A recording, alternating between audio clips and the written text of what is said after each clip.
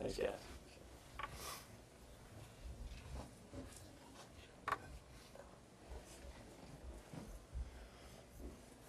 Got Linda? All right. All right. So in regards to Florence, just because the wind speeds came down, the intensity of this storm came down to a Cat 2, please do not let your guard down. The storm surge forecast associated with this storm has not changed. It has remained the same. Here's why. As the system's encroaching on the coast, the wind field is expanded. So what you're going to start seeing in a matter of hours, in the next coming hours, is these wind bands that far precede the center of circulation are going to start pushing water up against the coast, but more importantly, up the back bay and inlet areas. Storm surge is not a problem just along the coastline. It's going to be a major problem way up into the streams and tributaries that come out of sound areas that push up into the sounds, like the Pamlico Sounds on the west side of the Pamlico Sound. This is a very dangerous storm. Storm surge is why you have been placed under, many of you have been placed under evacuation. And we are asking citizens to please heed a warning. Your time is running out. The ocean is going to start rising along the coast and in the back bay and inlet areas and the sound areas within a matter of hours. Your time to get out of those areas and storm surge inundation is coming to a close. I cannot emphasize that enough. With that, the other thing that's going to happen is not only are we going to see high winds, 110-mile-an-hour sustained winds coming upon the coast, the wind field is large. There are hurricane force winds that extend far out from the center of circulation that will not only inundate the coast, but you're going to see some high inland winds as this storm starts to come in and push into the coast. Coupled with that is copious amounts of rainfall as the system's pulling a lot of moisture out of the ocean. You're already seeing rain bands come along the Carolina shoreline.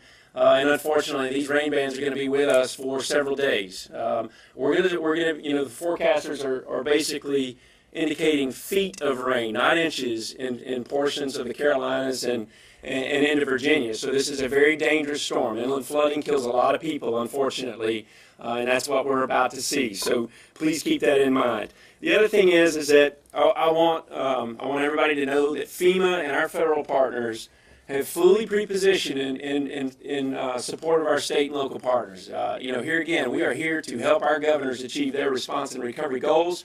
Emergency management is a team sport. It is a whole community effort. As this system pushes through right now, we're focused largely on life safety, supporting evacuation movements, supporting mass care. As this system pushes through, starts to exit the Carolinas and Virginias, and the threat ceases, we're going to be focused on stabilizing what we call community lifelines. For example, we've got to quickly understand the damage that's been done to the transportation systems, the communication systems, the power systems, and we are positioning and have been positioned for multiple days now to be ready to get those critical lifelines back up and stable as quickly as we can. But let me set the expectations. This is a very dangerous storm. We call them disasters because they break things. The infrastructure is going to break. The power is going to go out. It could go out for a number of days. It could go out for many weeks. It's hard to say at this point. So not only that, but many of you who have evacuated from the Carolina coastlines are going to be displaced for a while, particularly where the areas receive the highest amounts of storm surge. So, we need people to get their mindsets right that disasters are very frustrating, and it takes time to get the infrastructure back up and running, but we are going to do everything that we can to push forward as quickly as we can to get things back up and working along with our state partners in the private sector who owns a large portion of the critical infrastructure that's going to be impacted. So with that, I want to quickly turn it over to our partners over at NOAA, Dr. Neil Jacobs and Steve Goldstein. So take it away. Okay, good morning. Florence is a Category 2 hurricane with maximum sustained winds of 110 miles an hour. It is moving northwest and is presently centered 170 miles east-southeast of Wilmington, North Carolina, and 220 miles east of Myrtle Beach, South Carolina. Florence is a very large hurricane. Hurricane-force winds extend outward 80 miles from the center, and tropical storm-force winds extend nearly 200 miles out from the center. Florence is forecast to slow down as it approaches the coast. So even today, as we see outer rain bands from Florence move into the outer banks of North Carolina, landfall is not expected for another 36 hours, sometime Friday afternoon, Friday evening, or even early Saturday morning. This slow-moving, very large hurricane will bring a long-term extreme rain, storm surge, and hurricane-force wind threat to eastern North Carolina and South Carolina into the weekend. In North Carolina, we're particularly concerned about the Pamlico Sound and the Pamlico and Neuse rivers, where 9 to 12 feet of storm surge are forecast. And the beaches from the Outer Banks to the Wilmington area, 6 to 9 feet of storm surge are forecast over several astronomical high tide cycles. As far as rainfall, we're still forecasting 20 to 30 inches, possibly 40 inches or more, especially in eastern North Carolina and northeastern South Carolina. In addition to all of that, there's also a tornado watch in effect for eastern North Carolina today and tomorrow. The next advisory from the National Hurricane Center will be issued at 11 o'clock Eastern Time.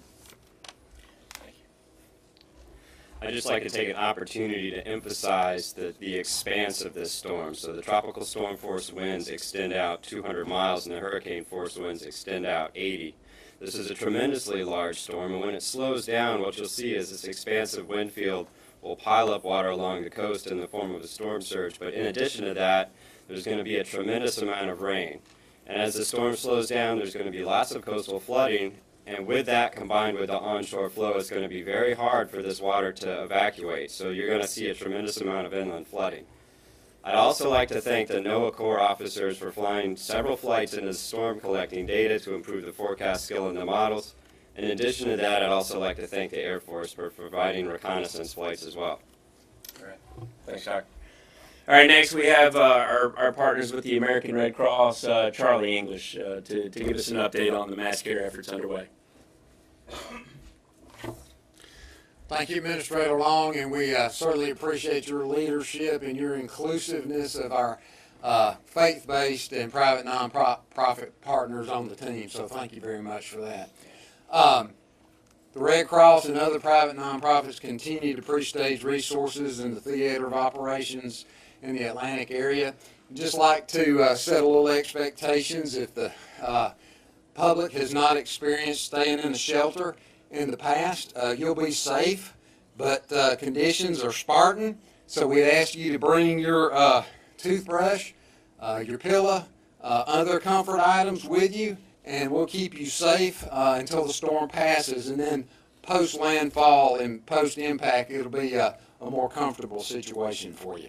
Would also like to take the opportunity to say that this storm is a significant event.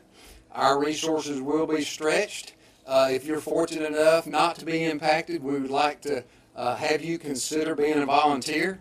You can do that at redcross.org or any other of the other fine agencies that you choose to volunteer with. Thank you. All right. And folks, one of the most powerful arms of the whole community is the non-governmental organizations like the Red Cross. And here again, when this storm passes, this is about neighbor helping neighbor all the way up to the federal government. So if you're looking to get involved and you're not in, the Carolinas, but you're looking to get involved to help out the situation once this thing's passed, go to infoad.org. Or redcross.org. So thank you again. Next up, we have our partners with the Army Corps of Engineers, Mr. Ray Alexander. Thank you, Administrator Long. Good morning. The Army Corps of Engineers is prepared and ready to respond to Hurricane Florence, working with our federal family members and state and local partners. To date, we have over 200 personnel engaged with over $6 million in mission assignment dollars from FEMA, 19 mission assignments, and over $13 million in federal coastal emergency dollars. And our Pacific Ocean Division continues to assess and respond to the effects from the typhoon and hurricane out in the Pacific, while here in the Atlantic, under our Stafford Act authorities, we're postured to provide temporary power support, debris management, temporary roofing, housing, and conduct infrastructure assessments in the Carolinas, Virginia, and elsewhere where needed.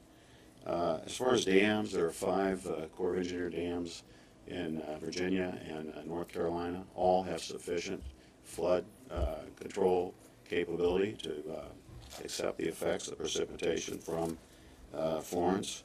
We're working with the Army's Installation Management Command to ensure that dams on Fort Bragg, North Carolina, Fort Jackson, South Carolina, any effects of Florence to those dams are mitigated. In terms of navigation, we're closely working with our partners from NOAA and the U.S. Coast Guard and prepared to rapidly open federal channels and other navigation. And finally, in flood response, we are integrated with state and local county governments to provide technical assistance in flood fighting, both before the storm and after. Thank you. Thank you. Next up, our partners with the Coast Guard, Rear Admiral Austin. Thank you, Mr. Long. The safety of the people in Hurricane Florence's path, as well as our own Coast Guard men and women and their families, are our top priority, and we are working in close concert with FEMA and our other federal, state, and local partners in preparing for the storm. In preparation for the storm, the Coast Guard has taken the following actions. The ports of Wilmington and Morehead City, North Carolina, as well as the entrance to the Chesapeake Bay have been closed. And in preparation also for the storm, we've pre-staged shallow water response boats, as well as bringing in additional search and rescue aircraft, which will be staged in Air Station Savannah, Georgia. And we've moved aircraft out of the Air Station Elizabeth City to be ready to come in behind the storm as soon as it is safe to fly those missions. Coast Guard is also pre-staging other deployable specialized forces with additional law enforcement, security, and oil and hazardous materials response resources to be ready. And all Coast Guard small boat and cutter crews are going to be outside the storm and ready to move in as soon as it's safe to do so. For those in the path of the storm, we urge you to do the following. Please stay off the water. Coast Guard search and rescue resources will be degraded or unavailable before, during, and immediately after the storm. Remember that social media is a great way to stay informed, but please don't use social media in order to call for help. Please call 911 or Channel 16 in order to reach out to get help. And finally, once the storm is passed, the areas will still be hazardous, so please stay in a safe location while Coast Guard and other partners assess the damage and we'll let you know when it's safe to do so. Thank you. Thank you. Next up, we have the Office of Disability Integration Coordination at FEMA, Ms. Linda Mastandri, and it's incredibly important for FEMA to help our partners do everything that we can to render the highest level of functional and access needs that we can, not only during the response phase, but also after the recovery phase. So, Linda, please, would you say a few words? Thank you. Excuse me. Good morning. So as the Disability Coordinator and the Director of the Office of Disability Integration and Coordination, our responsibility is to ensure that FEMA's programs and services are available to and accessible to people with disabilities before, during, and after disasters.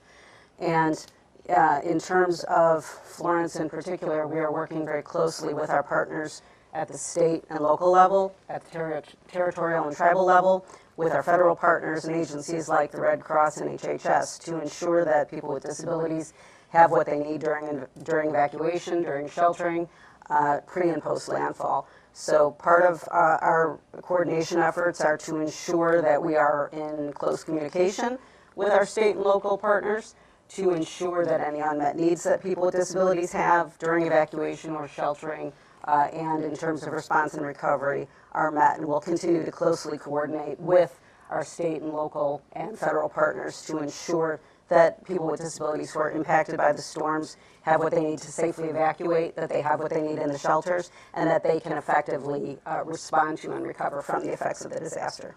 Thank you, Linda. Appreciate that. And then finally, or next up, Environmental Protection Agency, Reggie Cheatham. Okay. Thank you, Administrator Long, and good morning. My name is Reggie Cheatham, the Director of the Office of Emergency Management, U.S. EPA. EPA is the lead federal agency for inland releases of oil and hazardous substances through Emergency Support Function 10 under the National Response Framework. In addition to requests for assistance from our states, tribes, and local government partners, some of the things that EPA is currently doing prior to Hurricane Florence is to determine the status of preparation at chemical, oil, and production facilities that may be in the path of the storm, and to identify any releases and discharges of hazardous substances or oil caused by the storm.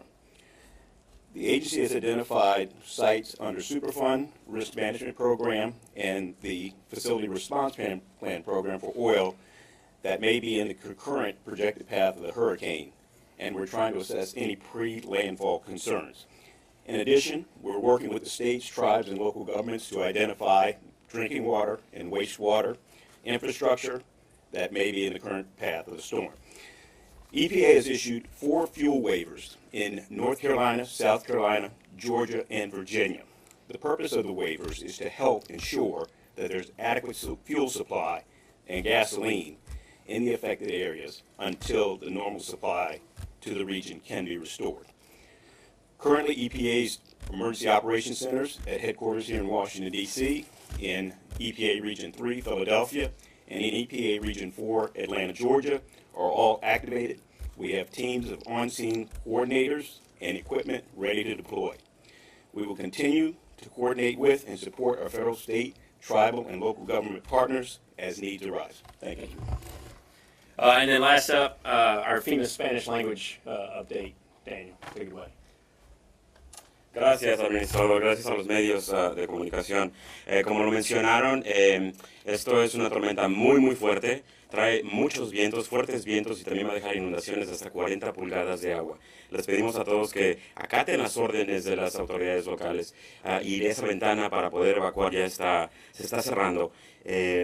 También, les pedimos y les comunicamos que tenemos también constante comunicación con las autoridades locales y estatales de Virginia, Carolina del Norte y Carolina del Sur, y nuestra meta es poder restablecer comunicaciones, transportación, traer medicamentos. Ya tenemos equipos también en Carolina del Norte, Carolina del Sur y Virginia para poder ayudar en las tareas de respuesta y recuperación. Los desastres son difíciles, como lo dijo el administrador Long, por eso se llaman desastres, porque traen mucha devastación. Entonces les pedimos a todos que estén preparados y que tengan un plan de emergencias. Tenemos recursos en español para poder ayudar y apoyar, como la aplicación de FEMA. Está en español para los dispositivos Apple y Android. Pueden descargarla, es totalmente gratis y está disponible en español. También la página de listo.gov. Gracias. Thank you. Questions in regards to Florence? Yes, ma'am. Do you guys have a cost estimate yet? Stating your name. Oh, Renee Marshall, CNN. Do you all have a cost estimate yet of what sort of damage this hurricane will do? No, we don't have that. But you know, this storm is almost a combination of Hurricane Hugo and Hurricane Floyd. It brings elements of both. Hugo brought high winds and inland impacts, and Floyd brought tremendous amounts of inland rainfall that caused a lot of problems. And so, if you want to look at the disaster dollars connected to either one of those events, this one has the potential, by all means, to line up with that. Yes, ma'am. Hi, Heather Terrence, reports. This is a question for Mr. Cheatham. Staffing-wise and resource-wise, the EPA has really been targeted by the Trump administration. How has this impacted your ability to do your job and keep people safe? Are there positions that aren't filled right now that should be? Is there? I think the easy answer to that, ma'am, is that we're staffed at the levels we were during last year's response season in 2017, where Harvey, Irma, and Maria and the California wildfires confronted us, and we're prepared to move. All right. Yes, sir. Taylor Poplars with Spectrum News. You guys have talked a lot about how well relationships with state and local officials are, especially in the Carolinas. Are there any noticeable vulnerabilities that you've noticed or voids in that relationship, or in terms of services ahead of this, that you say this is a problem that we're actively working to address before the storm makes landfall? No, the communication, the capabilities of North and South Carolina and Virginia are very strong, and they have some very strong and experienced local emergency management agencies as well. And as I've been saying, the successful emergency response and recovery, you can equate it to the chair you're sitting in with 4 legs. The 4 legs represent different things. One leg is the federal government, that's us, and the response we put forward. The second leg is the state and local governments. The third leg is our NGO partners, our non-governmental organization partners in the private sector that owns a lot of the private sector owns a lot of the infrastructure. And then the fourth leg is the citizen, okay? So anytime you have all 4 of those legs present going into a disaster, things are going to go fairly well. Now, look, people are going to get frustrated because it's a disaster and stuff's broken. Let's set that expectation. But I feel confident that all 4 of those legs are going into this event, unlike other events that we've seen in the past. And so when that occurs, look, we're going to have some problems. We're going to have to troubleshoot some gaps that pop up. But we have solid communication with all the governors, solid relationships with the state directors, our regional partners, everybody involved. So we are truly pre-positioned as best we can be based on what we know and the forecast provides us. All right, folks. Thank you. So, Administrator, can I ask you a follow-up beyond Florence? You brought this up at the very beginning, and I do want to get you on the record since you brought it up. Do you feel confident that all of the laws and statutes were followed for the government use? Yeah, good question. I would never intentionally run a program incorrectly. Bottom line is, if we made mistakes on the way a program was run, then we'll work with the OIG to get those corrected. Doing something unethical is not part of my DNA, and it's not part of my track record my whole entire career. So we'll work with the OIG to get anything corrected. Thank you, everybody. That's all we have time for today. As always, please, with any additional questions, you can reach us at FEMA-news-desk at FEMA.dhs.gov. Please be safe and download the FEMA app. Thank you.